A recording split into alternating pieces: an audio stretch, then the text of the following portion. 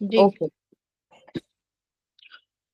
औज़ु बिल्लाहि मिनश शैतानिर रजीम बिस्मिल्लाहिर रहमानिर रहीम रब्बि इश्रह ली सदरी व यस्सिर ली अमरी वहलुल उक़दतम मिन लिसानी यफ़क़हू क़ौली अल्लाहुम्मा सल्लि अला मुहम्मदिन कमा सल्लैता अला इब्राहीम व अला आलि इब्राहीम इन्नका हमीदुम मजीद अल्लाहुम्मा बारिक अला मुहम्मदिन व अला आलि मुहम्मदिन कमा बारकता अला इब्राहीम व अला आलि इब्राहीम इन्नका हमीदुम मजीद। अस्सलाम वालेकुम everyone. Let's start continue the session. Actually पिछली बार मैंने आपको थॉट के ऊपर काफ़ी detailed, actually I started the session with the chemistry and the working profile of neurons and हमने समझा था कि न्यूरोट्रांसमीटर्स का मैसेज सेल्यूलर लेवल पे एक्चुअली कैसे कन्वे होता है। उसके बाद हमने थॉट को समझने की कोशिश की, स्टेजेस ऑफ थिंकिंग समझने की कोशिश की।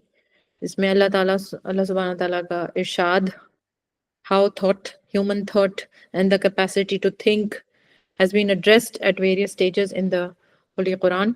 और इसमें भी आपको मैंने होमवर्क दिया था कि आपने ये जो 3 आयात हैं जो स्क्रीन पे आपके दिख रही हैं, ये आयात किस कॉन्टेक्स्ट में कोट की गई हैं and what is the visible outcome. मैं बहुत डिटेल में नहीं चाहती थी, बहुत सरसरी तौर पे चाहती थी कि अगर कोई शख्स इन आयात को पढ़े तो उसको इनसे क्या मफहूम समझ में आता है। So this was part 1 of the homework and the other part was we quoted 3 examples, 3 मुख्तलिफ एग्जांपल्स कोट किए गए थे एंड तीनों एग्जांपल्स में आपने थॉट, इसमें किस तरह से थॉट, ह्यूमन थॉट एग्जीक्यूट हो रहा है, ट्रेन्ड एंड अनट्रेन्ड थॉट, उसको आपने एक्सप्लेन करना था।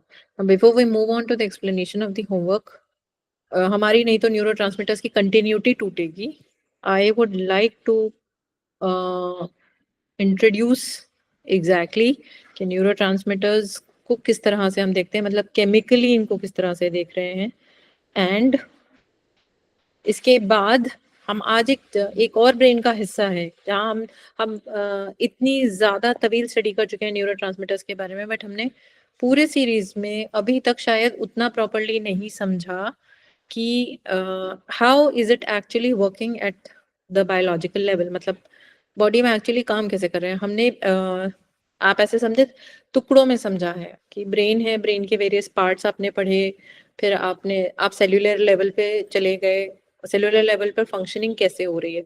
बट ये इसके बीच में एक जो डॉट्स है ना, इनको कनेक्ट, आज हम उन डॉट्स को कनेक्ट करेंगे। तो न्यूरोट्रांसमीटर्स क्या चीज़ हैं, हम पहले भी एक बार मैं डिफाइन कर चुकी हूँ। Neurotransmitters are signal molecules that seem to be release from neurons as a form of communication. हमने पिछली बार पढ़ा है कि इलेक्ट्रिकल इम्पल्सेस और केमिकल जो मैसेंजर है, इन दोनों तरह से मैसेज जो है, सिग्नल जो पास करना है बॉडी को, सेंसरी इंफॉर्मेशन या उससे रिलेटेड जो डिसाइसिव इंफॉर्मेशन है जो बॉडी को पास करनी है, वो किस तरह से पास होती है, ये हमने पिछले एपिसोड में बहुत तवील तरीके से पढ़ा।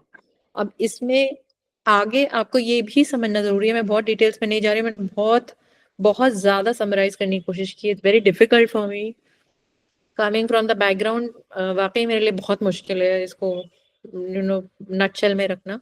बट आपके लिए ये भी एट द सेम टाइम समझना ज़रूरी है कि न्यूरोट्रांसमीटर्स की जो क्लासिफिकेशन है वो मोटी तौर पे हमने यहाँ 2 तरीके की ली हुई है। उसकी बड़ी तरीके की क्लासिफिकेशन है, बड़े डिटेल्ड उसकी स्टडी है। तो यहाँ हमारे मकसद के लिए हम सिर्फ 2 तरह के लिखेंगे, एक हम स्ट्रक्चर बेस्ड लेंगे और एक हम फंक्शन बेस्ड लेंगे।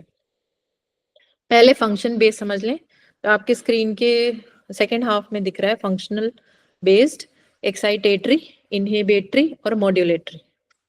एक्साइटेटरी माने आप जैसे सुबह सो के उठ रहे हैं and you are very sluggish, आंखें भी पूरी तरह से नहीं खुल रही हैं, all you can manage is कुछ तो साउंड्स आ रही हैं चारों तरफ से, आप जब तक किसी खास किस्म की साउंड पे या किसी खास किस्म की आवाज पे, पुकार पे ध्यान नहीं देंगे तो आपको ये समझ में नहीं आएगा कि वो क्या है। All your brain is perceiving, आप इमीडिएटली जब बिस्तर से उठे भी नहीं है, बल्कि जस्ट आपकी आंख खुली है कि हाँ नींद टूट गई है, तो उस वक्त आपको सिर्फ, आप ऐसी स्टेट में हैं कि अब आपको जगाया जाए, कुछ ऐसा हो कि आप एक्साइटेड फॉर्म में आ जाएं। सो ये वाली एक्साइटेटरी समझा रही हूँ मैं कि इस तरह से from the state of rest आपको किसी एक्शन के लिए जो मोटिवेट कर रहा है वो एक्साइटेटरी न्यूरोट्रांसमीटर है। ये नाम लिखे हुए हैं, जरूरत के मुताबिक हम न्यूरोट्रांसमीटर्स को डिस्कस करेंगे। So I am not going to give you any chemical jargon, मैं यहाँ डिटेल्स में नहीं बताने वाली। Glutamate, epinephrine, norepinephrine. अच्छा, epinephrine and norepinephrine are the important class of neurotransmitters. एक बहुत इम्पोर्टेंट क्लास है। आपकी जितनी ब्रेन फंक्शंस हैं, स्पेशली डिसाइसिव फंक्शंस, नियोकॉर्टेक्स की फंक्शन, प्रीफ्रंटल कॉर्टेक्स की फंक्शन। नियोकॉर्टेक्स इज जिसमें आपकी जो नई ब्रेन है, न्यू ब्रेन जो मैंने बताई थी, दैट इज कॉल्ड, उसको केमिकल मेडिकल जबान में न्यू कॉर्टेक्स कहते हैं। द न्यू ब्रेन जो हमने आपको याद होगा नेस्टिंग डॉल्स का कॉन्सेप्ट पढ़ा, सबसे ओल्ड ब्रेन है, फिर उसके बाद मिड ब्रेन है, बीच का जो है जिसमें हमारा लिम्बिक सिस्टम आ रहा था, और सबसे बाहर का जो हिस्सा है दैट इज नया ब्रेन, बिल्कुल न्यूली डेवलप्ड है, वही सबसे ज्यादा कॉम्प्लेक्स है, उसमें बहुत सारे आपके नर्व सेल्स है, billions and billions of nerve cells हैं। तो दैट मेडिकल जापान में उसको न्यू कॉर्टेक्स कहते हैं। तो न्यू कॉर्टेक्स के जो मेजर फंक्शंस है, बेसिकली यही पार्ट है ब्रेन का जो इंसान को बाकी जानवरों से, बाकी लिविंग थिंग से मुख्तलिफ करता है। सो एपिनेफ्रीन और norepinephrine is one important class of neurotransmitters जो न्यूकॉर्टेक्स की फंक्शनिंग को कंट्रोल करते हैं, न्यूकॉर्टेक्स की रिएक्शंस को कंट्रोल करते हैं। तो इन शॉर्ट आपके बिहेवियर को कंट्रोल करता है। आपको जो रिस्पॉन्स आई तो आपके बिहेवियर को कंट्रोल करने वाली क्लास है एपिनेफ्रीन और एपिनेफ्रीन। और आप देख रहे हो एक्साइटेटरी में, मतलब स्टिमुलस आपको मिला, इंफॉर्मेशन आपके अंदर आई, अब उसके ऊपर क्या एक्शन लेनी है या बाज दफा क्या नहीं लेनी है, ये एक सोचा समझा फैसला होता है। तो वो जो सोचने समझने का जो ये पूरा प्रोसीजर करवा रहा है आपसे, this is that class of neurotransmitters. Inhibitory, glycine and serotonin. क्योंकि सेरोटोनिन को हम बहुत डिटेल्स में करने जा रहे हैं और इस वक्त अगर बताया कुछ तो बहुत कंफ्यूजन हो जाएगा, इसलिए लिहाजा मैं इसके बारे में ज्यादा नहीं बोलूंगी। इनहिबिटरी इज लाइक, कई दफा ऐसे होता है आपको बहुत पेन फील हो रहा है, so you want to move away from that, या आप बहुत ज्यादा डिस्टर्ब्ड हो रहे हैं, you want to move away from that. So this is where such we are learning and teaching all the neurotransmitters in a very positive connotation, the way they were designed by Allah subhanahu wa ta'ala for functioning, not the distorted way. हमने बड़ी सारी बिगाड़ पैदा कर ली, हम उस बारे में नहीं बात करेंगे। जिस तरह से अल्लाह ने डिजाइन किया था और जैसे इनकी यूज होना चाहिए, जिस डिजाइन में ये बनाए गए हैं बॉडी के अंदर, हम सिर्फ उसी लिहाज में इसमें बात करेंगे। Then you have modulatory. बाज यहाँ मैंने जान के मेंशन नहीं किए हैं, बाज न्यूरोट्रांसमीटर्स ऐसे हैं जो वक्त जरूरत एक्साइटेटरी हो जाते हैं और वक्त जरूरत इनहिबिटरी हो जाते हैं। डिपेंड करता है स्टिमुलस क्या है या किस कॉम्बिनेशन में है या किस ब्रेन के हिस्से को एड्रेस कर रहे हैं, कहाँ मौजूद हैं, किन हालात में मौजूद हैं, आसपास की जो केमिकल कॉम्बिनेशन है वो क्या है, उसके ऊपर डिपेंड करके उनका फंक्शन होता है, प्री डिफाइंड होता है। लेट मी टेल यू, ऐसा नहीं कि अपने मन से वो एक्साइटेटरी और अपने मन से इनहिबिटरी हो जाते हैं, प्री डिफाइंड फंक्शन है, but it is in a particular setup, एक कंडीशन होगी उसकी, तभी उसका फंक्शन डिफाइंड होगा। This is function based. Next you have structure based. Structure based आपको इस वक्त ऐसे लगेगा कि रेलेवेंट नहीं है, ये क्यों पढ़ाया जा रहा है, बट माइंड यू, अगर आपको अपने न्यूरोट्रांसमीटर्स की स्ट्रक्चर यानी उसकी केमिकल कंपोजिशन का अंदाजा है, तो आपके लिए खुद को समझना, अपनी जात को समझना बहुत आसान हो जाएगा, बहुत ज्यादा आसान हो जाएगा। इनफैक्ट आप अपने खाने को रेगुलेट कर सकते हैं। आपको अगर मोटापे के या स्लगिश लीवर के या बीपी के अगर ऐसे मसाइल हैं, सिर्फ अपने खाने से और अपनी जो रोजमर्रा की जिंदगी है इसकी समझने से, सपोज करें कि आप हाई बीपी के पेशेंट हैं और या कहें कि आपकी स्लीप वेक साइकिल डिस्टर्ब रहती है, नींद नहीं आती है, ज़्यादा सोच विचार में रहते हैं, फ़िक्रमंद बहुत जल्दी हो जाते हैं, एंग्ज़ायटी बहुत जल्दी हो जाती है। तो सिर्फ़ ये मॉनिटर करके कि किस न्यूरोट्रांसमीटर की क्या नेचर है और आप किस तरह का खाना खा रहे हैं या आप खाना किस वक़्त खा रहे हैं या आपके काम करने का जो मेजॉरिटी हिस्सा है वो दिन का है या रात का है। कुछ मोटी-मोटी ये जो चीज़ें हैं ना, मतलब बहुत सुपरफिशियल लेवल पर भी अगर आपको इन चीज़ों की जानकारी हो जाएगी, मैं एक्सपर्ट लेवल की बात ही नहीं कर रही, तो आप अपनी लाइफ़स्टाइल में और अपने ईटिंग पैटर्न्स में, अपने रूटीन्स में अगर बहुत मामूली चेंजेस लाएँगे, तो जो आपकी रोज़मर्रा की ज़िंदगी की परेशानियाँ हैं, कुछ हद तक आप उसे मैनेज कर सकते हैं। This is that important. अब अगर मैं इसके स्ट्रक्चर्स खोल के रखने लगूँ, तो ये बहुत ही वाज़ेह हो जाएगा, but then again you will have issues कि बहुत सारे लोगों की आप में से बैकग्राउंड नहीं है। मोटे तौर पे ये समझ लीजिए कि ज़्यादातर जो आपके न्यूरोट्रांसमीटर्स हैं, वो या तो प्रोटीन बेस्ड हैं, यानी बेस यूनिट या तो उसकी अमीनो एसिड होगी, जैसे कि ये ग्लूटामेट, गाबा और ग्लाइसिन, या फिर मोनोअमीन होंगे। अमीन एक खास किस्म का ग्रुप होता है, NH2 होता है, नाइट्रोजन बेस्ड कंपाउंड्स है बेसिकली। आप ऐसे समझ लें, नाइट्रोजन बेस्ड कंपाउंड जो होते हैं थोड़े कॉम्प्लेक्स होते हैं। कॉम्प्लेक्स यानी कि अ, इनके जो फंक्शंस हैं और इनके जो असरात हैं, वो स्लो होते हैं और देर तलब होते हैं। मतलब अगर कोई अगर अमीन फंक्शनल ग्रुप कहते हैं हम, तो अमीन फंक्शनल ग्रुप का या amino acid based, amino acid में कॉम्बिनेशन है अमीन और एसिडिक ग्रुप, सो यहाँ 2 ग्रुप्स मौजूद होते हैं। अमीन में सिर्फ एक ही ग्रुप है, ज्यादातर करके अल्कलाइन बेस का मॉलिक्यूल है ये। इसीलिए अब मैं बेस में थोड़ा थोड़ा सा केमिस्ट्री में जा रही हूँ, इसीलिए मैंने यहाँ कोई स्ट्रक्चर्स नहीं बनाए कि किसी किस्म की घबराहट ना हो और परेशानी ना हो कि पता नहीं क्या पढ़ा रहे हैं। तो ये जो होगा, अगर इस नेचर का मॉलिक्यूल है, अमीन नेचर का मॉलिक्यूल है, यानी कि जैसे आपका हिस्टामीन है, डोपामीन, आपने देखा है बाद लोगों को ऐसे छींक आना स्टार्ट होगी तो फिर आती जाएगी आती जाएगी आती जाएगी, या फिर आप किसी खास किस्म की खुशबू से या खास किस्म की महक से, कुछ लोगों को तेल से, कुछ लोगों को मेहंदी की खुशबू से, फूलों की खुशबू से, डस्ट से एलर्जी है। और ये एलर्जी इस लेवल तक पहुंच जाती है कि आप जब तक दवा नहीं ले लेंगे तब तक आपको राहत नहीं मिलती है। So it starts at a very base level, थोड़ी सी एक छींकाई, दूसरी छींकाई, या थोड़ा सा इरिटेटेड फील कर रहे हैं और उसके बाद वो इरिटेशन धीरे धीरे धीरे करके एक तो परसिस्ट कर रहा है, दूसरा बढ़ते जा रहा है।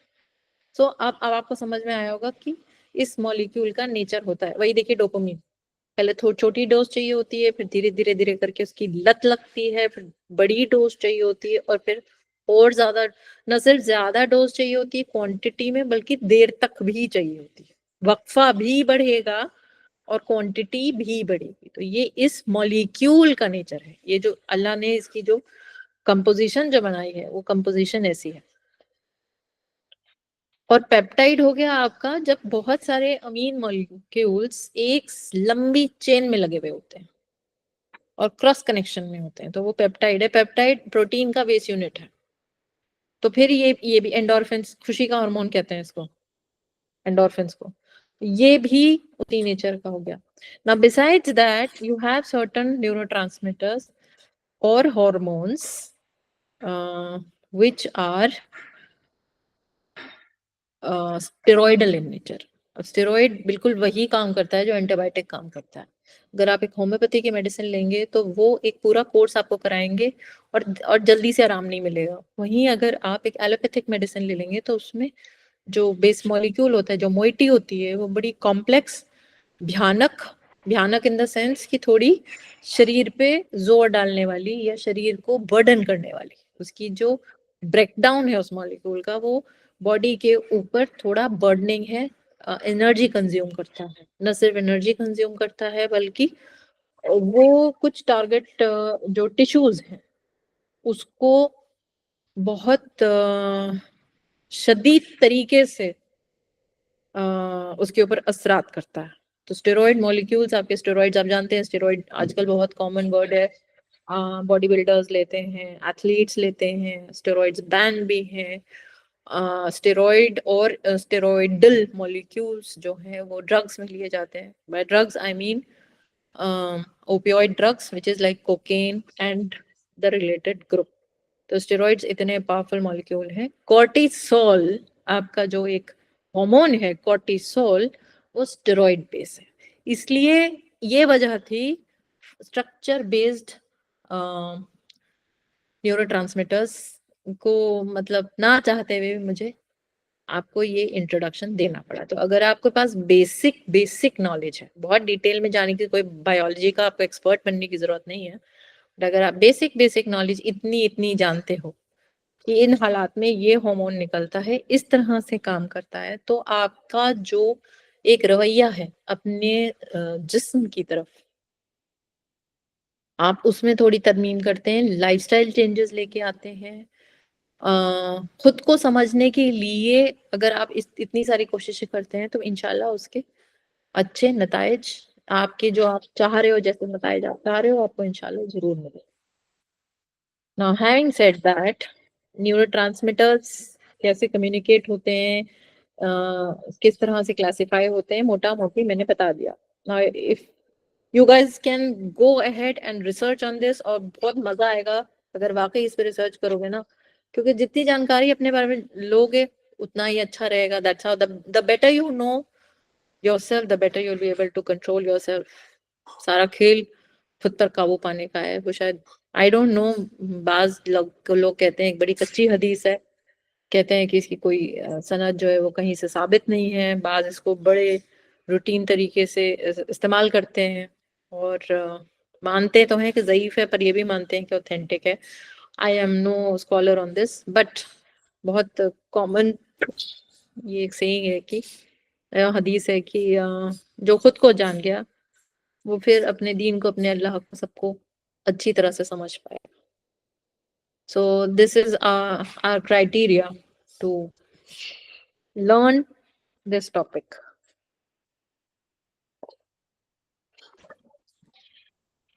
Okay, now one of the most important parts before I close on this session. After this, I am closing the biology of our system. हमारी जो सिस्टम का जो बायोलॉजी था वो यहाँ पर आकर के अख्ताम पे पहुंचेगा।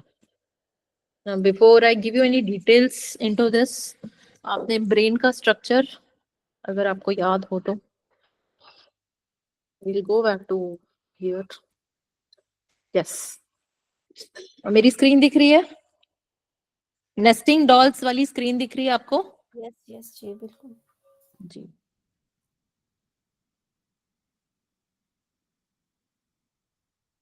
Can anybody tell me participants कितने होंगे? मतलब because it was a pre detailed session, pre timed session.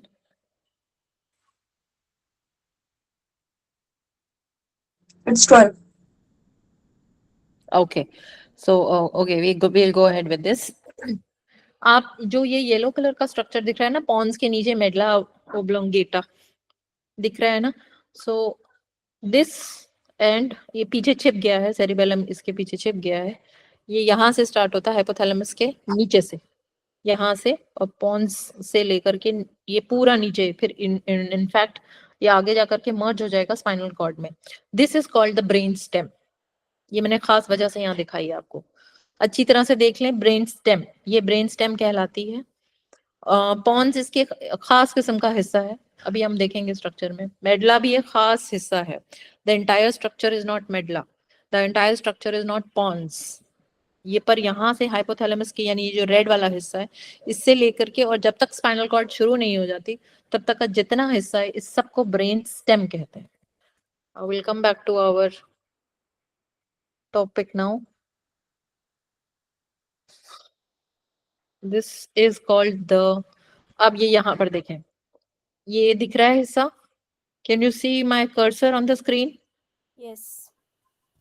This is called the brain stem. अल्लाह की वहदानियत आप समझे, मैं कुछ दिखाने जा रही हूँ, उसके बाद I'll come back to this screen. It's a very fascinating system.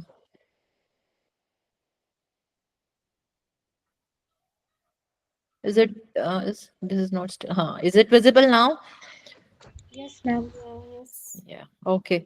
देखें, एक ब्रेन स्टेम, एक सा ही स्ट्रक्चर है, एक सा ही स्ट्रक्चर है, 4 क्वाड्रेंट्स में आप देखें कि तो ब्रेन को अलग अलग हमने अलग तरह के मैप्स बनाए हुए हैं ब्रेन के अंदर। तो ये जो ब्रेन, ये वाला जो हिस्सा है, मेरा कर्सर अगर दिख रहा है तो this part in each of the structures, this is the brain stem. अब इस ब्रेन स्टेम में बड़ी एक मजेदार चीज अल्लाह ताला ने रखी हुई है जिसको कहते हैं reticular activating system. I will come back to that.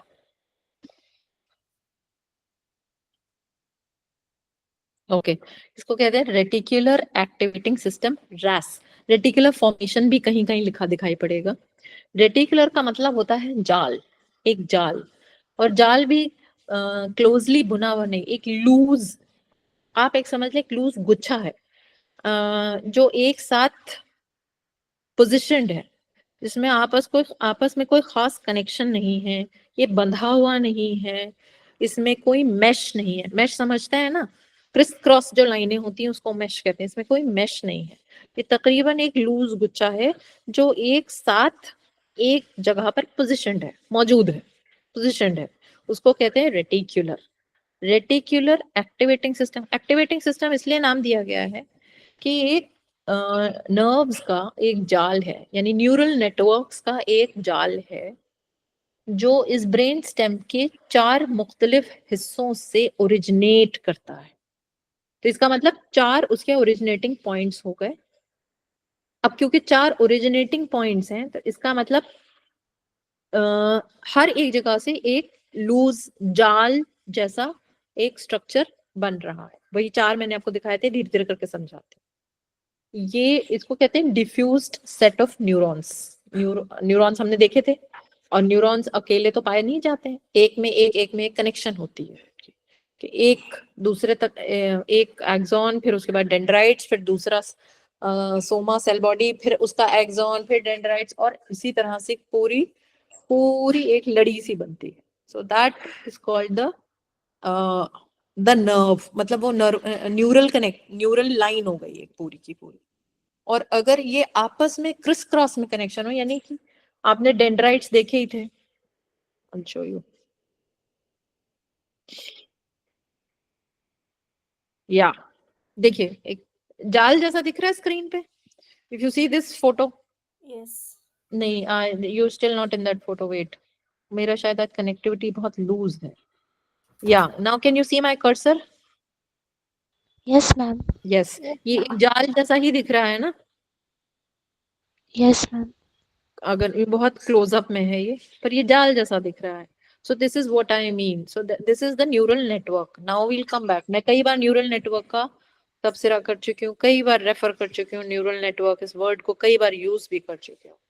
सो वो जो न्यूरल नेटवर्क है वो एक लूज, उसकी 4 ओरिजिनेटिंग लूज न्यूरल नेटवर्क्स होते हैं, 4 उसके ओरिजिनेटिंग पॉइंट्स होते हैं, और ये सब के सब इसी ब्रेन स्टेम में है। और जैसे कि यहाँ डेफिनेशन लिखी हुई है, located in brain stem and is a diffuse collection of neurons whose main function is to maintain a sense of consciousness in various parts of the brain cortex। ये बहुत मोटा मोटी लिखा है, अभी हम इसको डिटेल में जाएंगे। मेन फंक्शन इस रेटिकुलर एक्टिवेटिंग सिस्टम का ये है कि आपके अंदर आपको होशमंद रखने का काम करता है।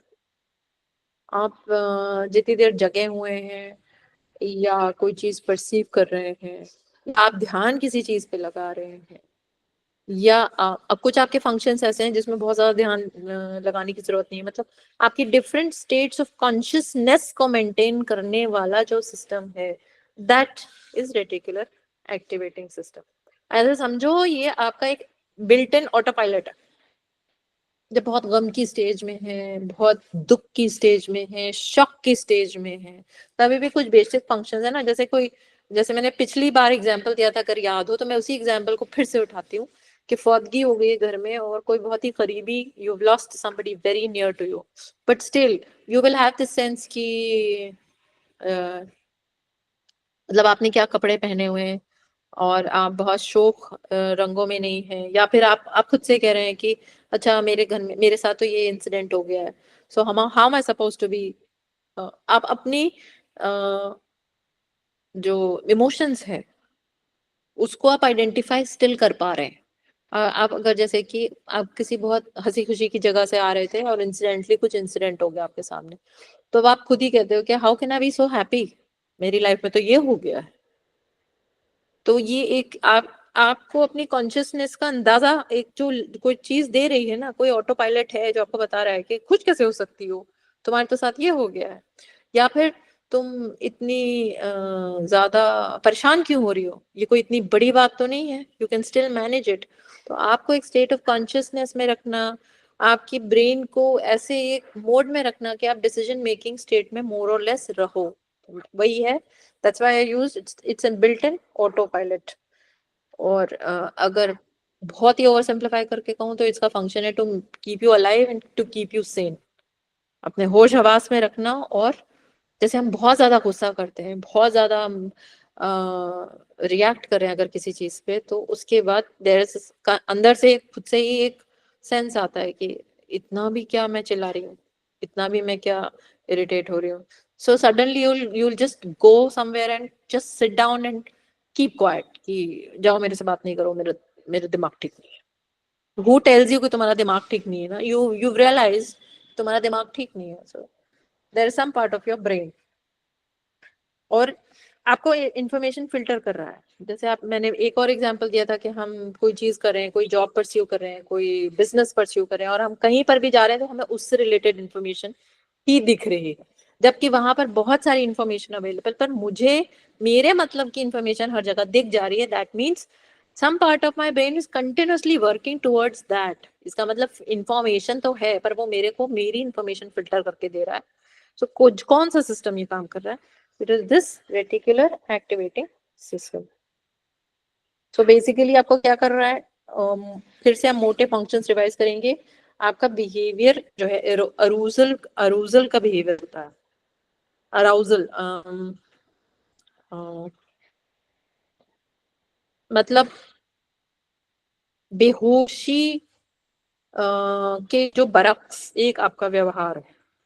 जैसे आप नींद में है, तो नींद भी दो तीन तरह की नींद होगी। एक ऐसी होगी ना, कोई आकर के हिला करके जाएगा और उसके बाद भी सो लाइक यू नो कि somebody came and is trying to wake you up, but you don't know कि क्या हो रहा है आसपास, पैर कहाँ है, हाथ कहाँ है, ढके हैं नहीं ढके हैं, या फिर मेरे हाथ में, मतलब अनलेस अंटिल कुछ एकदम एक्सट्रीम हो जाए कि हाथ पैर किसी गर्म चीज में डुबो ना दिया जाए, तब तक कोई हिला के भी जा रहा है, बोल रहे हैं कि आपको लेट हो रहा है उठ जाओ, then also your like and you are not concern.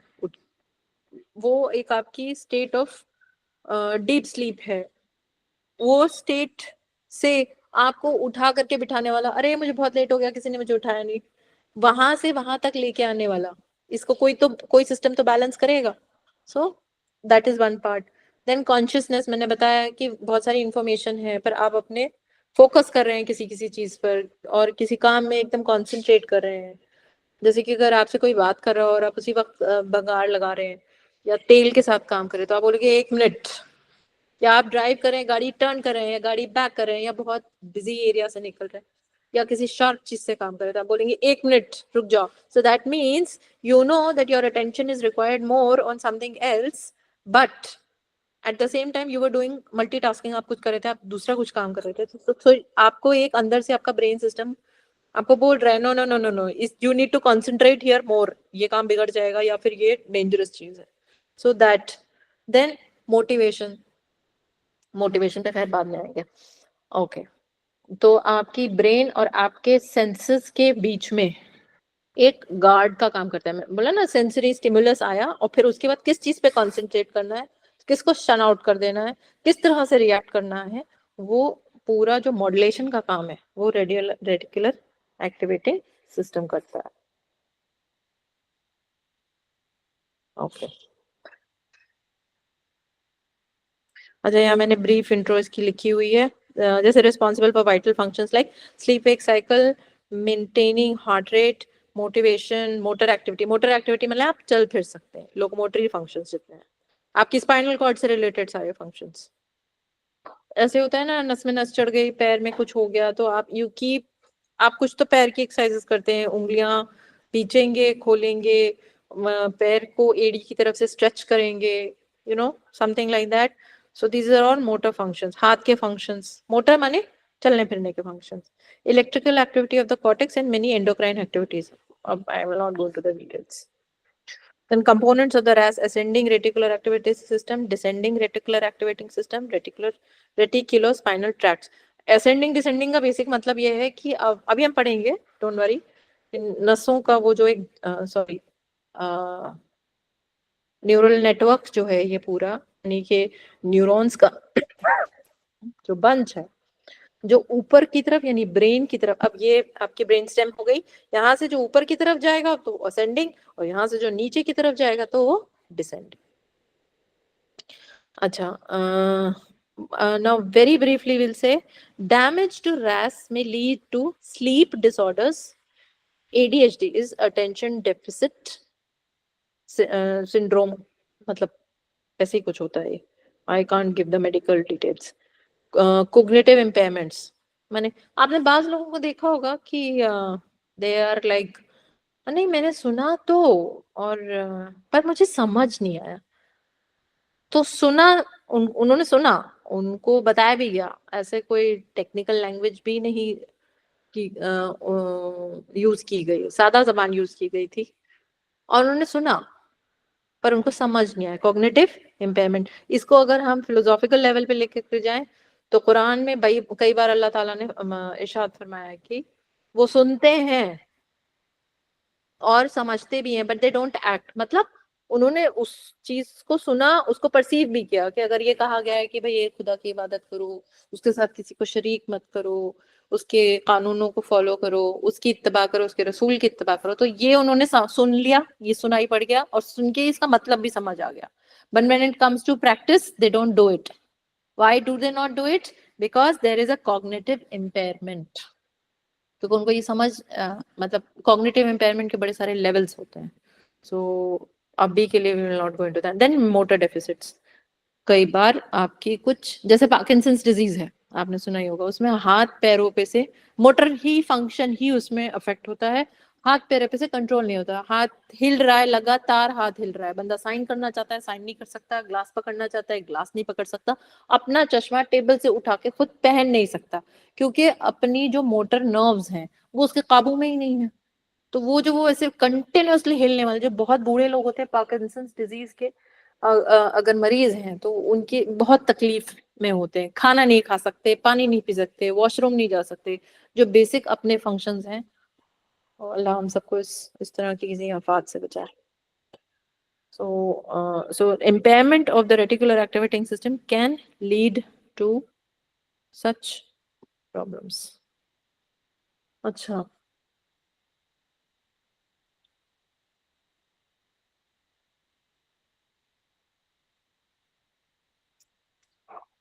अब अब आ जाते हैं, जरा सा थोड़ा सा इसका फंक्शन समझ लेंगे, बहुत डिटेल में मैं नहीं जाऊंगी, as I said, because I have to just wrap it up, मैं बहुत शॉर्ट में इसको कर रही हूँ। ये अब आप देखो, यहाँ पर आपको ए, बी, सी और डी, जिसको नहीं दिख रहा वो हाथ खड़ा करे या मैसेज करे जल्द अज जल्द।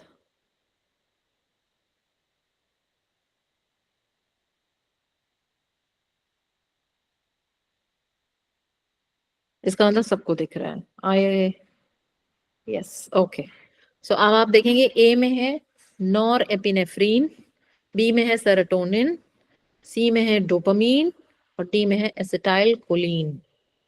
ये 4 न्यूरोट्रांसमीटर्स हैं। रेटिकुलर एक्टिवेटिंग सिस्टम की 4 टाइप समझ लीजिए इसको, ये 4 तरह का रेटिकुलर एक्टिवेटिंग सिस्टम है। अब की डिफ्यूज न्यूरॉन्स ही है, डिफ्यूज मैंने बताया, ढीले से, lightly located in one place, मतलब एक गुच्छा सा है जो एक साथ एक जगह पोजिशनड है, आपस में कनेक्टेड नहीं है, कोई बंधा नहीं है, इसके आसपास कोई बाउंड्री नहीं है, डिफ्यूज्ड है, बट एक साथ एक लोकेशन में है। इसमें तीन चीजें मोटा मोटी समझ लीजिए कि स्टार्ट कहाँ से हो रहा है, जो भी रेटिकुलर एक्टिवेटिंग सिस्टम है, स्टार्ट पॉइंट क्या है, कहाँ कहाँ वो पहुंच रहा है। बेसिकली अगर इसको समझो कि अगर ये एक न्यूरल नेटवर्क है तो ये नेटवर्क यहाँ से स्टार्ट हो रहा है, ये जो ब्लू कलर का एक डॉट दिख रहा है, एंड ये यहाँ से स्टार्ट होकर के it is going to these many parts, इन सब हिस्सों में जा रहा है। इसका मतलब जो इंफॉर्मेशन यहाँ से इनिशिएट हो रही है वो इन सब जगह कन्वे की जा रही है, यानी कि वो इंफॉर्मेशन इन सब एरियाज में प्रोसेस करने लायक थी, और यहीं से उस इंफॉर्मेशन के रिगार्डिंग वो डिसीजन दिया जाएगा। माने ब्रेन का रिस्पॉन्स, आपका जो रिस्पॉन्स है, जो आपका बिहेवियरल रिस्पॉन्स है, वो इन्हीं एरियाज में से ओरिजिनेट करेगा। आप अगर ये समझें तो चार तरह की न्यूरोट्रांसमीटर्स हो गए, तो आप ऐसे कह सकते हैं कि चार तरह का रेटिकुलर एक्टिवेटिंग सिस्टम है, जिसको न्यूरोट्रांसमीटर्स पे बेस्ड, चार न्यूरोट्रांसमीटर्स पे बेस्ड है, या उनके पाथवेज। नॉरएपिनेफ्रिन, इसको नॉर एड्रिनलिन भी कहते हैं। तो नॉरएपिनेफ्रिन यानी नॉरएपिनेफ्रिन से रिलेटेड जितने जो पाथवे है वो ये नीले रंग में, फर्स्ट डायग्राम है नीले रंग में। अब देखें, नॉरएपिनेफ्रिन, इसको नॉर एड्रिनार्जिक पाथवे कहते हैं। ये सबसे इंपॉर्टेंट पाथवे होता है क्योंकि ये सबसे ज्यादा फैला हुआ, यानी सबसे ज्यादा ब्रेन के हिस्से को कवर करता होता है, सबसे ज्यादा ब्रेन की जो रीजन्स है। आप देखें कि अगर आप न्यूकॉर्टेक्स पकड़ें तो न्यूकॉर्टेक्स का कोई एरिया नहीं छोड़ा है इसने। आपके सेरिबेलम में जा रहा है, स्पाइनल कॉर्ड को जा रहा है, हिप्पोकैम्पस को जा रहा है, अमिगडाला को जा रहा है, हाइपोथैलेमस को, नियोकॉर्टेक्स की मतलब प्रीफ्रंटल कॉर्टेक्स, मिड ब्रेन, ये फ्रंटल कॉर्टेक्स, फ्रंटल लोब इधर होता है, ये प्री फ्रंटल है, थैलेमस को जा रहा है, मेमोरी और बैलेंस, इमोशंस। और हाइपोथैलेमस में आपकी मेमोरी स्टोरेज दो तीन तरह की होती है, दो तीन जगह होती है, long term memory, short term memory. Then यहाँ पर डिसीजन मेकिंग, सारा आपका जो लर्निंग है, hippocampus is also responsible for learning, so learning है या फिर प्रॉब्लम सॉल्विंग है, सारी जगह इसने कवर की हुई है। रिफ्लेक्सेस, हार्ट रेट, ये वगैरह सेरिबेलम को जा रहा है, स्पाइनल कॉर्ड, मोटर फंक्शंस यहाँ जा रहा है। So this is the large, I think this is the pathway which is catering to the maximum parts of the brain का शायद कोई हिस्सा यहाँ से छूटा नहीं है। तो अच्छा, ये ओरिजिनेट कहाँ से करता है, you need not learn it, but एक रेफरेंस पॉइंट के लिए अभी के लिए क्लास के दौरान समझ लीजिए, तो उससे क्या होगा ना, एक मोटा मोटी पिक्चर। अब यहाँ से बाहर जाकर के सब कुछ तो याद रहता नहीं है ना, तो जब अब अगली बार कोई रेटिकुलर एक्टिवेटिंग सिस्टम या नॉर एड्रिनार्जिक पाथवे बोलेगा तो ये तस्वीर मोटी सी आपके जहन में आ जाएगी। Sorry,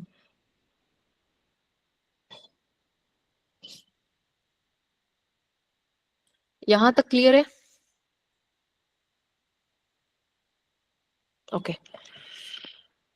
so this is the noradrenergic pathway. इसका बेसिकली किन किन फंक्शंस में इन्वॉल्व है, ये है अटेंशन में अराउजल। अराउजल मैंने वही बताया ना कि जैसे अब मैं ऐसे बैठी हुई हूँ, डे ड्रीमिंग कर रही हूँ, सडनली मम्मी आके बोले कि चलो मेरे को लेकर चलो, so then I be like अच्छा गाड़ी की चाबी चाहिए, पर्स चाहिए, और बाहर मौसम कैसा हो रहा है, ओके मौसम थोड़ा ठंडा हो रहा है, so I have to put on warm clothes.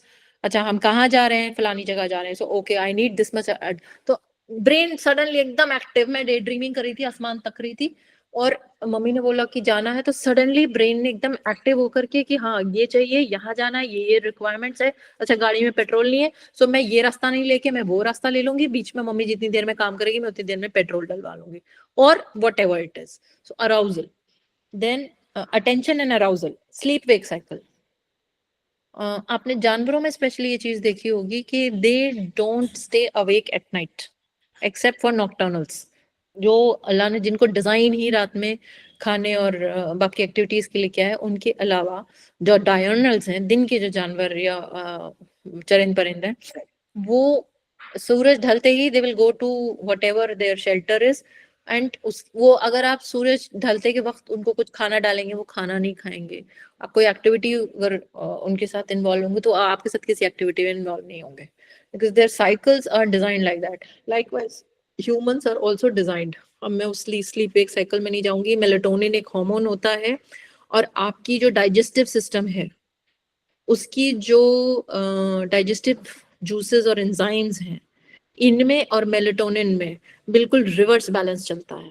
अगर जब अब जैसे इस वक्त आपका मेलेटोनिन हाई है, जबरदस्ती हम स्क्रीन देख रहे हैं, पढ़ रहे हैं, जग रहे हैं, but the natural cycle calls for us to go off and sleep.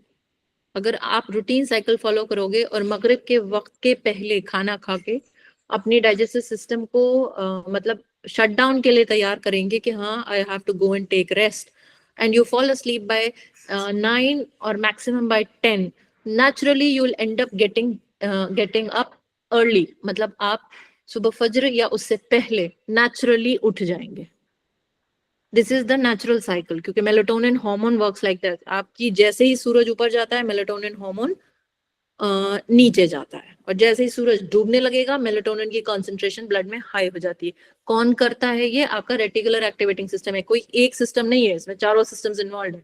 इसीलिए रैस जो है वो मेजरली रिस्पॉन्सिबल है आपकी स्लीप वेक साइकिल के। इन चारों में से किसी एक सिस्टम में भी गड़बड़ पैदा हुई तो रैस डिस्टर्ब होगा और उसका कोई ना कोई फंक्शन अफेक्ट होगा। Then learning, memory, anxiety, pain and mood. We will be discussing this in detail when we cover hormones, so I'm not discussing that for now. Next is serotonin. Again, अच्छा हाँ right, okay. Norepinephrine, ये जो sorry norepinephrine जो है वो noradrenergic pathway है। तो ये नीले रंग से जो भी आपको ये पूरी लाइन दिख रही है, इसको आप पाथवे समझ लो, यानी यहाँ पर ही वो नसों का लूज जाल है जिसको हम पाथवे कह रहे हैं। अब आप जो भी लर्निंग, मेमोरी, अराउजल या स्लीप वेक साइकिल, आपने अपनी कोई साइकिल बना रखी है, मतलब फर्ज करें आप जल्दी उठते हैं तहज्जुद के वक्त या तहज्जुद के जरा वक्त बाद और फजर से पहले उठ रहे हैं, तो आपको नेचुरली इस वक्त तक नींद आने लगेगी। आप कितना भी चाहें आप जग ही नहीं पाएंगे। तो आपने अपनी साइकिल की, अपनी जो रूटीन है वो एक सेट कर ली। उसके लिए फिर अब वो रूटीन ऐसे नहीं सेट होगी कि आप मोबाइल तक रहे हो, नहीं ऐसे नहीं सेट होती।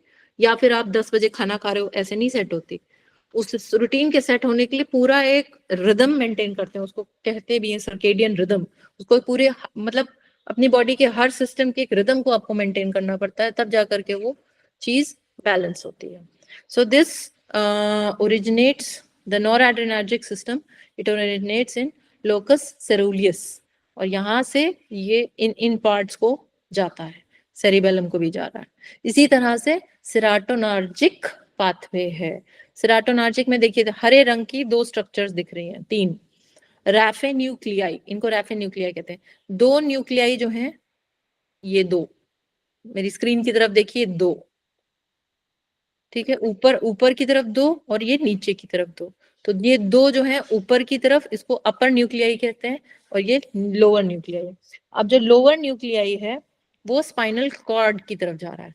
अगर स्पाइनल कॉर्ड की तरफ सेरोटोनर्जिक पाथवे की जो न्यूरल नेटवर्क है वो जा रही है, इसका मतलब वो स्पाइनल कॉर्ड की किसी फंक्शंस को कंट्रोल कर रहा है।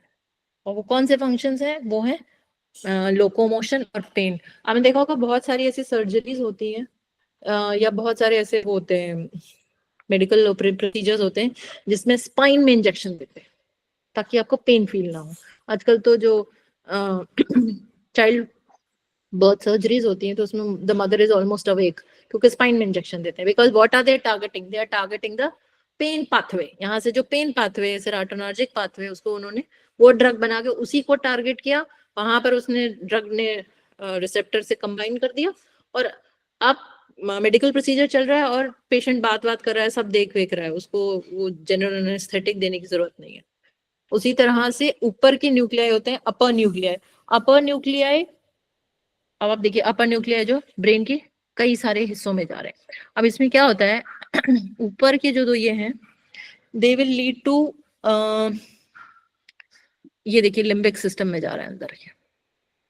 फिर इसका कुछ हिस्सा ये यहाँ पर आपकी पिट्यूटरी है। फिर यहाँ पर ये न्यू कॉर्टेक्स में एक हिस्सा जा रहा है, एक हिस्सा मिड ब्रेन में जा रहा है, एक हिस्सा ये लिम्बिक सिस्टम में जा रहा है और एक हिस्सा सेरिबेलम में जा रहा है। इसका मतलब सेरेटोनर्जिक पाथवे भी इंपॉर्टेंट वाइटल फंक्शंस को कंट्रोल करता है। नंबर ऑफ एरोज से उसकी एक्सपेंस पे कंफ्यूज मत होइएगा कि अगर वहां 3 या 4 लाइंस दिख रही हैं तो ये ज्यादा कवर कर रहा है, नहीं, फंक्शन वाइज होता है हमेशा। अब हम मेडिकल के स्टूडेंट्स नहीं है और उतने हमारी रेलेवेंस भी नहीं है, इसलिए हम उसमें नहीं जाएंगे। तो लोअर तो मैंने बता दिया। अपर जो न्यूक्लियाई है, अपर न्यूक्लियाई क्या क्या फंक्शंस कंट्रोल कर रहे हैं? Sleep wake cycle I told you, mood and emotional behaviour जैसे aggression and depression, limbic system को जा रहा है ना ये, तो ये इमोशनल बिहेवियर और मूड, मूड मिड ब्रेन है, it's a combination, it's a cocktail, तो उन दोनों को कंट्रोल कर रहा है। थर्ड आ जाते हैं डोपामिनर्जिक पाथवे। और डोपामिनर्जिक पाथवे ये जो है ये मिड ब्रेन का दो वेंट्रल टेगमेंटम एरिया होता है यहाँ से, और एक सब्सटेंशिया निग्रा, दो एरियाज हैं। मैंने कहा इसमें परेशान होने की जरूरत नहीं है, ये मेडिकल टर्म्स याद करने की जरूरत नहीं है, आपको खाली एक मेंटल मैप बनाना है कि आखिर हो क्या रहा है। Mental map.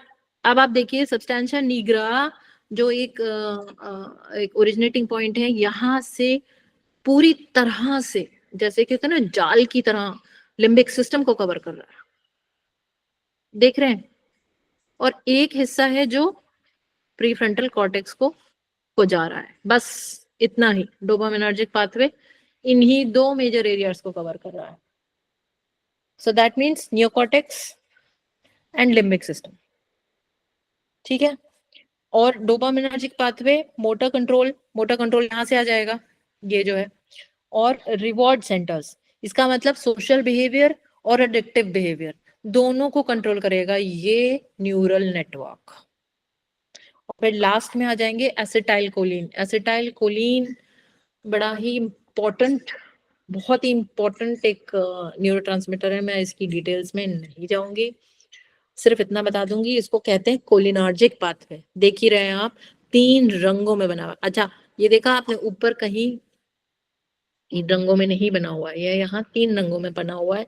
Y? Because cholinergic pathway cerebrum, hippocampus और थैलेमस। हिपोकैम्पस और थैलेमस जो है हमने पहले भी पढ़ा था, वाइटल फंक्शंस को कंट्रोल करते हैं। और हिपोकैम्पस और थैलेमस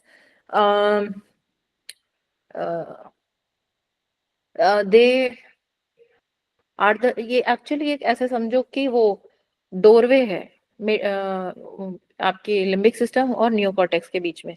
बड़ा इसका क्या कहते हैं कोऑर्डिनेटिंग फंक्शन होता है। Hippocampus is the centre of learning and memory, और थैलेमस जो होता है वो sensory information, seeing, hearing, touch, taste, smell, मतलब गेटवे है, बाहर से जो जो आ रहा है उसका गेटवे है, तो उसको उस पूरा टोटल डेटा बाहर से जो आ रहा है वो इसके पास आता है। आगे क्या बढ़ाना है, कैसे बढ़ाना है, this is what concerns us. So cholinergic pathway will take care of your sleep-wake cycles, arousal, learning, memory, sensory information passing through thalamus. मैंने कहा ना जो डेटा बाहर से बहुत सारा डेटा आ रहा है, पर कहाँ बढ़ाना है, कितना बढ़ाना है और कैसे बढ़ाना है, इसका डिसीजन यहाँ हो रहा है। इसलिए cholinergic pathway is one of the very very important pathways. तो अब आप देखो, लूज जाल नसों का, नस का मतलब neural network, okay, neural network, नस doesn't mean anything else in this class. So loose जाल है नसों का, and you can see they are tending to some और the other parts of the brain. अब इस सब को सुपर, इन चारों इमेजेस को एक दूसरे के ऊपर सुपर इम्पोज कर दो, तो फिर आपके मुंह से खुद निकलेगा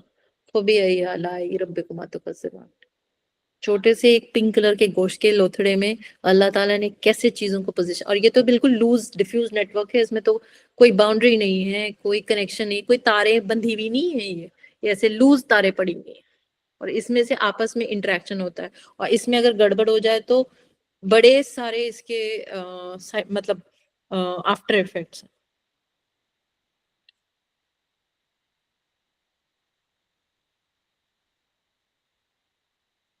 so that's about it. Short में कहूँ तो reticular activating system is everything you can think of, जो भी आप सोच सकते हो, जितना भी, मतलब इमोशनल और लॉजिकल प्रॉब्लम सॉल्विंग एरिया, या फिर मैथमेटिकल, या फिर रीजनिंग, या फिर फिलोसफी, लैंग्वेज, या कोई इमोशंस और उसका रीजनिंग का मिक्स, जो जितना आपकी समझ जहां तक जाती है उस सब डेटा को सेव करता है थ्रू न्यूरल नेटवर्क्स। और जो न्यूरल नेटवर्क जितना डोमिनेंट है और जितनी ज्यादा फ्रीक्वेंसी पर यूज किया जा रहा है, न्यूरल नेटवर्क इज, अगर न्यूरल नेटवर्क का क्या बोले, आपकी जबान में आपको वर्ड्स देना, तो न्यूरल नेटवर्क कुछ नहीं है, आपका थॉट प्रोसेस है, आपका थॉट है। आप किसी एक चीज को मतलब मैंने पिछली बार भी बताया था कि न्यूरॉन्स की फायरिंग जिस रास्ते पे सबसे ज्यादा हो रही है वो स्ट्रांग है, इसका मतलब वो पर्टिकुलर मेमोरी बार बार गिव एंड टेक हो रही है। पिछली बार ये थी, अब इसमें ये इंप्रूवमेंट है। फिर ये इमेजिनेशन की एग्जांपल से आप समझे, सो उस वो कितनी ज्यादा स्टोर हो रही है आपके सबकॉन्शियस में, और फिर जहां जितनी ज्यादा स्टोर होगी, जितनी बार रिवाइज होगी, जितनी ज्यादा स्टोर की जाएगी, उतनी बार उसको रिकवर भी किया जाएगा। तो वो एक पर्टिकुलर जो एक रोड है, वो मोस्ट ट्रेडेड रोड है। आज वो रोड मैंने आपको दिखा दिया कि वो रोड्स होते कैसे। मैं कई बार वो रोड्स होते हैं ये बता चुकी हूँ, तो आज मैंने आपको दिखा दिया कि वो किस प्रकार के होते हैं। That's about it. चलिए होमवर्क पे चलेंगे।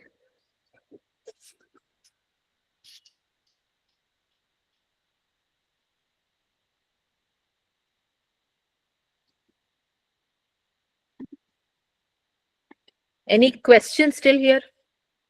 Reticular activating system. Any questions still here?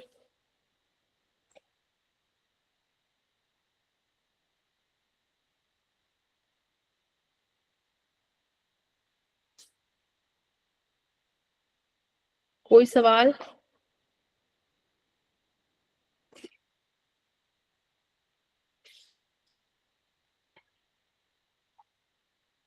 Alright, तो आई थिंक कोई सवाल नहीं है। अच्छा, अब I want to know any questions in all the sessions till now. भाई एक शिकायत है मेरी इस ग्रुप से, अच्छा खासा मतलब बोलता चलते लोग थे, अब आई don't no, they you stop talking and if you don't speak up in the class. ये बताएं मुझे कैसे ये समझ में आना चाहिए कि आपको सेशन समझ में आ रहा है कि नहीं आ रहा है। ये तो वन वे कम्युनिकेशन हो गई।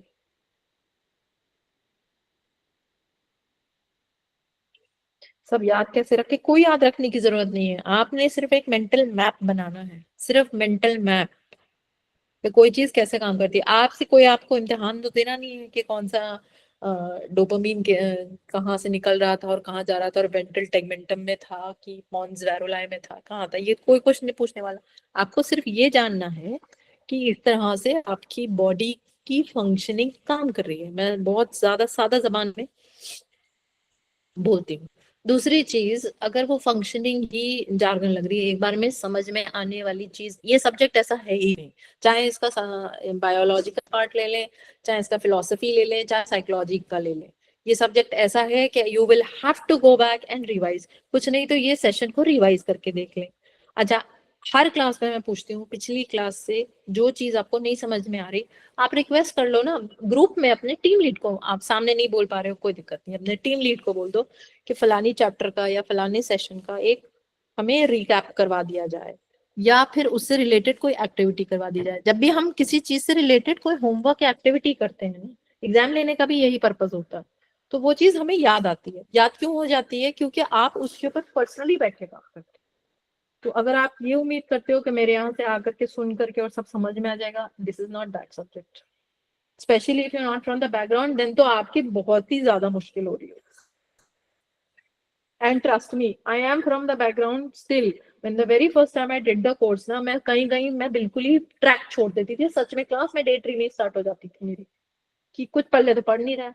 But then what you have to do is, आपके पास सेशन की रिकॉर्डिंग आ रही है, आप उसको रिपीट एंड रिपीट पे सुनो, और जहां आप फंस रहे हो या तो आप खुद उसके पर रिसर्च कर लो, नहीं कर पा रहे हो तो आप एक सेशन रिक्वेस्ट कर लो कि हम क्वेश्चन आंसर ना भी करें उसको, तो हम उसको एक क्लियरेंस सेशन कर लें कि हाँ भाई प्रॉब्लम्स है, प्रॉब्लम्स क्लियर करनी है। हौच पौच सा इसीलिए आपको लग रहा है नाजिया, क्योंकि अभी इंफॉर्मेशन सही से बैठी नहीं है। एक बार अगर आप रिवीजन करोगे, जब तक आप खुद नहीं बैठेंगे आपको कुछ भी समझ नहीं आएगा। ट्रस्ट मी, आप कितने ही ज़हीन हो, कितने ही लर्नेड हो, सी दिस इज जो आपको आज केमिस्ट्री मैंने थोड़ी सी पढ़ाई, पिछले सेशंस में पढ़ाई है, मेरी अपनी बैकग्राउंड है, फिर भी आपको यहाँ पर बताने के लिए हर दिन मेरे को पढ़ना पड़ता है, उसके नोट्स बनाती हूँ। I have a note book besides these slides, और मेरी स्लाइड्स काफी, नोट्स बहुत इंपॉर्टेंट है। मेरी स्लाइड्स भी पूरी डिटेल्ड होती हैं, बुलेट पॉइंट्स नहीं होते मेरी स्लाइड में, काफी कंटेंट होता है। आप जब बोलेंगे हम एक क्लैरिफिकेशन सेशन रख लेंगे, बिग डील। मेन आइडिया तो ये है ना आप लोग को समझ आए। और दूसरा, as at the start of the session मैं बोल रही थी आसमा सिस्टर को कि मुझे आप लोगों से फीडबैक चाहिए। अभी मैं वोटिंग के लिए पूछूंगी, उसमें वोट आउट कीजिए कि if you want we can take Google form, या फिर you can submit your voice notes to your team lead and team lead can summarize and put it up to me। आप इस course में आए हैं, this is not a counselling course, this is a course where we teach, वही है कि खुद को जानने का कोर्स है। बहुत आपको जितनी ज्यादा जानकारी आप जितना रीड करोगे ना, पढ़ाने से उतनी चीजें नहीं आती। अब मैं पढ़ाने में पता है क्या फायदा होना है, सिर्फ एक फायदा होना है कि क्या पढ़ना है और क्या छोड़ देना है, बस सिर्फ इतने का फायदा है। कितना पढ़ना है, या हमारे इंस्ट्रक्टर ने कहा कि ये इसकी डिटेल जानने की जरूरत नहीं है तो मत जाओ, उसकी जरूरत नहीं, उसकी डिटेल्स में मत जाओ। जितना सरसरी तौर पे पढ़ाया गया बस उतना कर लो, उसका रिलेवेंट विकी पेज खोल लो, उतना डेटा बहुत है, बहुत डेटा है उसमें। आपको सिर्फ फिल्टर आउट करने के लिए यहाँ पर एक कोर्स लाइन दे दी जा रही है। अगर आप में से कोई ये सोच के आ रहे हैं कि यहाँ मेरी पर्सनल मसाइल सॉल्व हो जाएंगे, तो इंशाल्लाह मैं अल्लाह से उम्मीद है कि हो जाएंगे, पर वो आप खुद सॉल्व करोगे। आप खुद अपने आप को धीरे धीरे समझोगे, और बहुत ज्यादा डोंट बी ओवर एम्बिशियस कि 4 क्लासेस में अपने अपनी समझ आ जाएगी, नहीं आएगी। कोर्स खत्म करने के बाद खुद से अपने आप एक रिवीजन सेशन करेंगे, आप चीजों को समझेंगे, फिर आपको रिकॉल होगा, अच्छा वहां यहाँ बताया गया था, ऐसे कराया गया था। और इसीलिए मैं एक्टिविटीज डिजाइन कर रही हूँ कि जितनी एक्टिविटीज में आप पार्टिसिपेट करेंगे, आप क्रॉस डिस्कशन करेंगे अपने साथियों के साथ और खुद भी रिसर्च करेंगे, तभी आपको समझ आएगी। Okay that's it. आज का 1 घंटे का मेरा टारगेट था, 1 घंटे में मैं क्लास लेनी है, और उसके बाद which group is ready for presentation, सामने आ जाए presentation they they.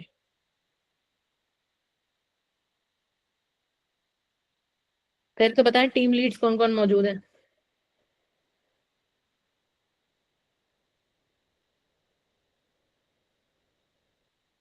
Gauhar and अस्मा है आप प्रेजेंट, बस 2 ही ग्रुप्स प्रेजेंट है। नहीं, फरीद भी होंगे। फरीद भाई आप भी तो हैंड रेस कीजिए। नाइला भी है,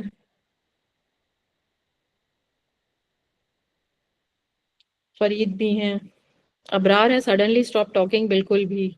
अबरार मेरे से नाराज है क्या? अस्सलाम वालेकुम वरहमतुल्लाहि वालेकुम वबरकातुहू। सलाम। नहीं, मैं नाराज़ नहीं है, बस ज़रा सफ़र से हैं, तो जस्ट अभी सुन रहे थे आपकी बात।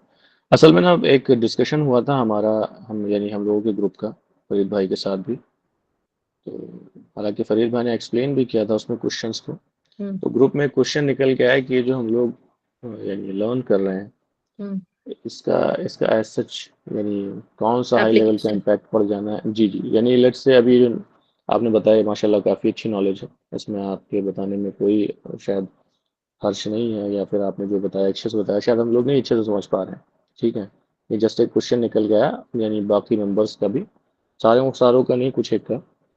तो उसके अंदर ये है कि अब एक मेन सवाल बार बार ये आ रहा है कि अगर हम इसको इस तरह से लर्न कर लेंगे तो किस किस एंगल से यानी हम उसको यानी यानी थोड़ा सा बेहतर कर सकेंगे उसको तो अब यूटिलाइज कैसे क्वेश्चन एक करेंगे, व्हाट इज द यूटिलिटी जी of this question course? Question एक जी जी क्वेश्चन एक और वो निकाल के लेके आ रहे हैं कि लेट्स से जो पुराने लोग थे, लेट्स से लाइक सूफीज हो गए, मल्टीपल अच्छे स्कॉलर्स हो गए जो खुद को समझते थे, उन्होंने तो ये नहीं पढ़ा। तो अगर उन्होंने ये नहीं पढ़ा तो वो जब खुद को इस तरह अच्छे से समझ गया, देन उन्होंने रीच कर लिया अल्लाह तक पहुंचना। तो इसको पढ़ के हम लोग क्यों रीच करें, या फिर उनकी तरह उनके पैटर्न पे चल के क्यों नहीं रीच कर सकते हैं? लाइक ये भी एक सवाल आ रहा है बार बार। तो इसको जरा अगर आप प्लीज एड्रेस कर देंगे तो बड़ा अच्छा जी जी, होगा। बिल्कुल बिल्कुल बिल्कुल। और in fact I will be more than happy to address this. I as a जी student also had this question initially. Initially means some years ago, कई साल हम्म, पहले। अच्छा, पहली चीज तो ये है कि जो हमारे पहले के जो सूफिया हैं, उलेमा हैं, कोई भी स्कॉलर्स हैं, सूफी भी अपने आप में एक स्कॉलर होता है, और सूफी जो बनता है वो अच्छी खासी इल्म का मालिक होता है, अच्छे खासे इल्म का मालिक होता है। मतलब उनकी सादगी में हमें ये बात पता नहीं चलती है कि ये बंदा इतना आलिम इंसान है, इसके पास इतनी सारी और इतने तरीके की नॉलेज है। जैसे कि I was reading one of the scholars. अच्छा, आई फर्स्ट एड्रेस आपका ये क्वेश्चन कि सूफिया को भी मतलब उनका तरीका ज्यादा सिंपलिस्टिक रहा होगा, so why should we go through all this. बेशक उनका तरीका सिंपलिस्टिक है, क्योंकि आप जितने ज्यादा नॉलेजेबल होते जाते हो आपकी सिंपलिसिटी जो है ना वो इन्हांस होती जाती है, पहली चीज। दूसरा ये कि obviously including me, none of us are at that level. तो अगर आप नॉलेज इकट्ठी नहीं करोगे तो आप थोड़ा बहुत तो आगे चल पाओगे, but there will be places जहां जाके आप स्टक हो जाओगे। दिस मैं एक्सपीरियंस से भी कह रही हूँ, और मेरे टीचर्स से भी मैंने ये चीज सीखी है, दोनों तरीके से ये बात कह रही हूँ। तो बेशक आपके पास दूसरा रास्ता है, and there is no harm. अगर आपको कोर्स नहीं समझ में आ रहा है and you want to take the other route, that is not a problem. But as an instructor मेरी एडवाइस ये है कि स्टिक टू दिस। नॉलेज जब आपके पास मुकम्मल आएगी तभी आप किसी नतीजे पे पहुंच पाओगे। अभी आप सिर्फ बायो पढ़ रहे हो, और अगर आप उस बैकग्राउंड से नहीं हो तो आपके लिए बहुत मुश्किल है। बट हैव पेशेंस, क्योंकि वंस वी ओपन साइकोलॉजी, तो हम साइकोलॉजी सिर्फ मॉडर्न साइकोलॉजी की नजर से नहीं खोलने वाले हैं, हम इस्लामिक पर्सपेक्टिव और इस्लामिक स्कॉलर्स की व्यूज लेके आ रहे हैं। एंड हैविंग सेड दैट, जिन स्कॉलर्स को मैं इस वक्त पढ़ रही हूँ they are not the popular names.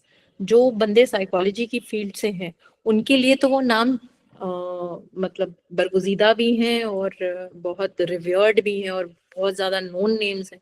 But non psychologist के लिए, आम मुसलमान के लिए, आम स्टूडेंट के लिए, they are not known names. और मैं उनको जितने पढ़ते चले जा रही हूँ तो I am myself amazed as a student कि उनको उस जमाने में सदियों पहले इस लेवल की information, which is like 200 and 300 years later on, जिसको साइकाइट्री डिस्कस करके दे रही है, उसको उन्होंने उतनी सिंपलिस्टिकली ले लिया।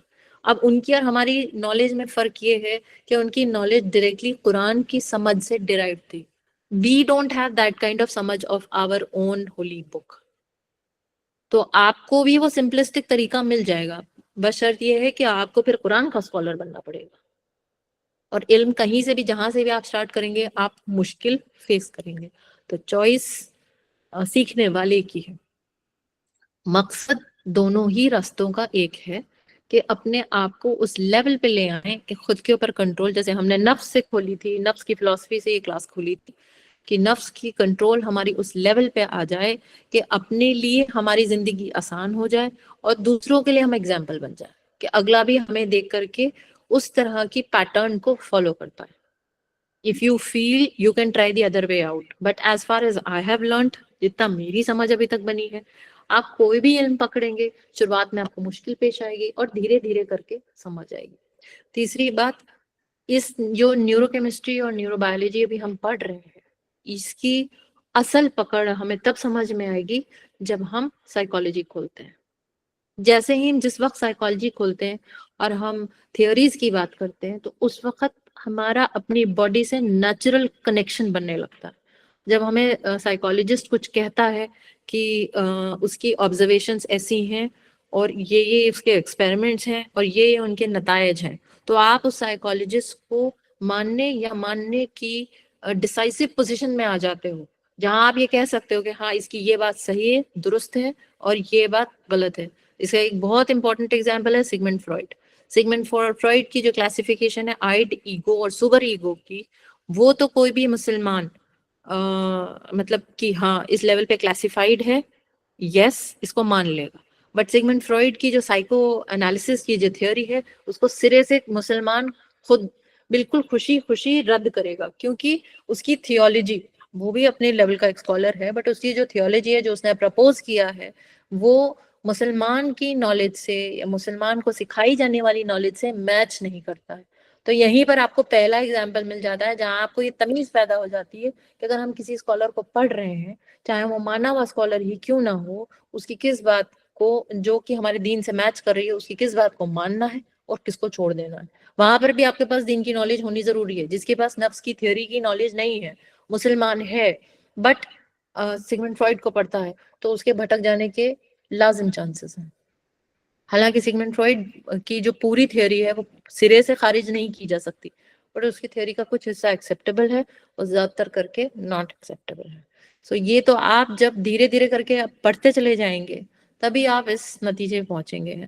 For now it is too early to say कि हाँ इस कोर्स की क्या यूटिलिटी, पर इस कोर्स की यूटिलिटी है ये मैं अल्लाह को हज़र नाज़िर जान के कह सकती हूँ।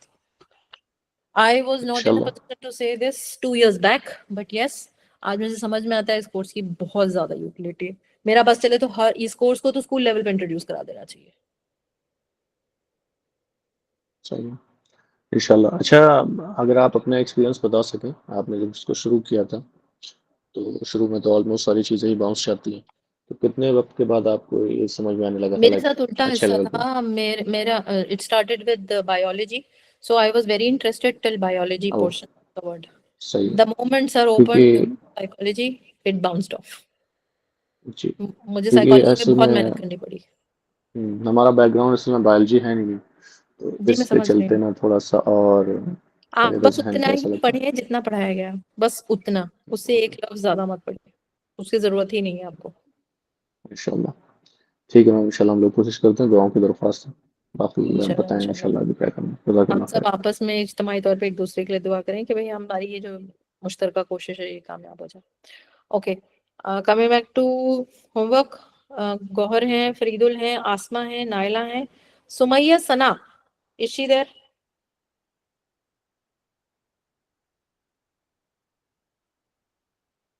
Any group member Sumaiya Sana का? ठीक है, अभी लीव कर गई है वो, थी तो ग्रुप में, आज है अलीशा, नहीं मतलब। आयशा, सरबत, दानिया, नूर सबा, मरियम, आबिदा, फिजा, मुझे तो ये मेंबर्स यहाँ मौजूद भी नहीं लग रहे हैं, जी जी, है नहीं आज, कोई भी। कोई भी नहीं है। जी ओके, आसमा, इस बारे में हम बाद में बात कर लेंगे। फिलहाल जो प्रेजेंट हैं, चले उनसे स्टार्ट करते हैं। So we have the opening question.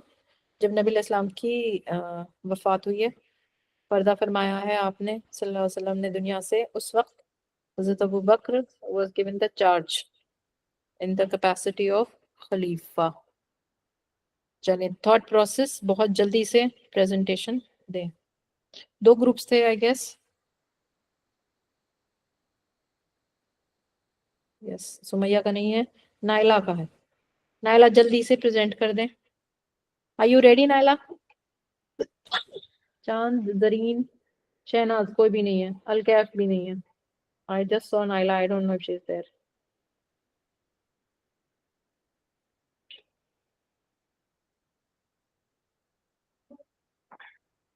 Naila, is it possible for you?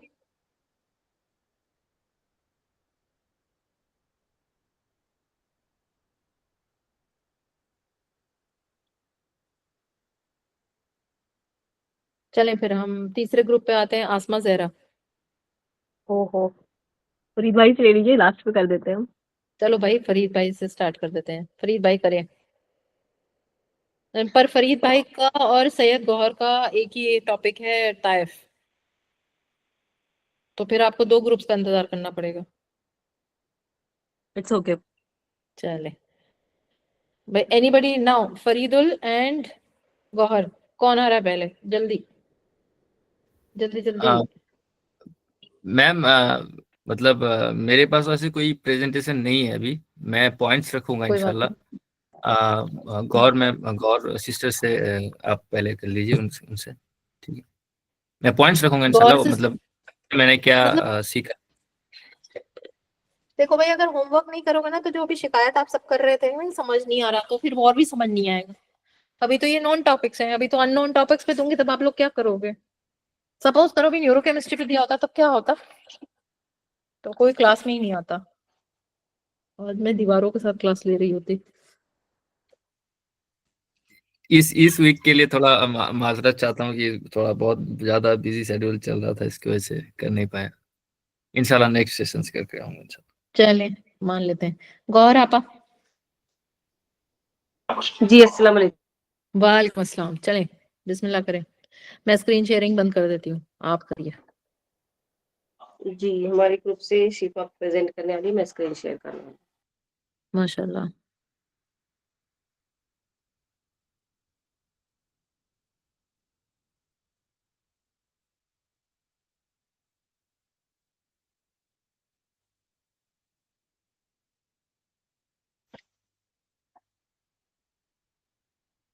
अच्छा Asma sister, now I have an announcement to make आपके जरिए। I see new names sometimes and I don't see certain members. कभी कभी कुछ लोग तो मुझे दिखते ही नहीं है, जैसे कि जब ये मैं ग्रुप मेंबर्स पूछ रही थी तो कुछ मेंबर्स मुझे कभी नहीं दिखते। नए नए नाम, आज मुझे एक नया नाम भी दिखा था।